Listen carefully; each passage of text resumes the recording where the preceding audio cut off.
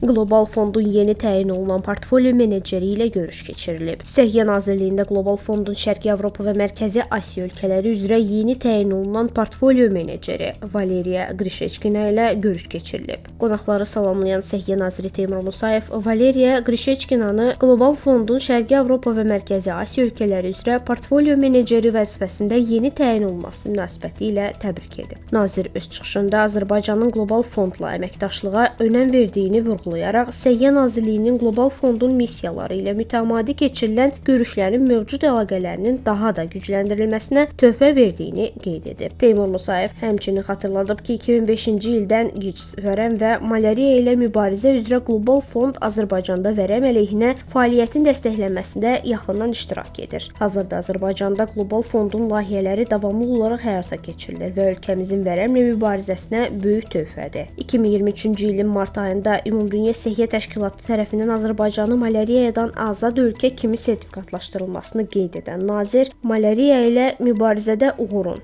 həm də Ümumdünya Səhiyyə Təşkilatının aparıcı mövqe tutduğu tərəfdaşlarının uzun illər hərtərəfli dəstəyi sayəsində mümkün olduğunu vurğulayıb. Sonda Azərbaycanın Səhiyyə Naziri gələcəkdə əməkdaşlığın daha da inkişaf etdiriləcəyinə əminliyini ifadə edib. Səmimi qəbula görə minnətdarlığını bildirən Valeriya Qrişeçkina Azərbaycanın malyariyadan azad ölkə kimi sertifikatlaşdırılmasını yüksək qiymətləndirib. Qlobal Fondun portfolyo meneceri bu nailiyyətin səhiyyə işçilərinin davamlı fədakarlığı, həmçinin malyariya hallarının məqsədyönlü şəkildə qarşısının alınması, erkən aşkarlanması və müalicəsi sayəsində mümkün olduğunu bildirib. Görüşdə həmçinin əməkdaşlığın mövcud vəziyyəti, potensial inkişaf imkanları və maraq doğuran digər məsələlər ətrafında fikir mübadiləsi aparılıb.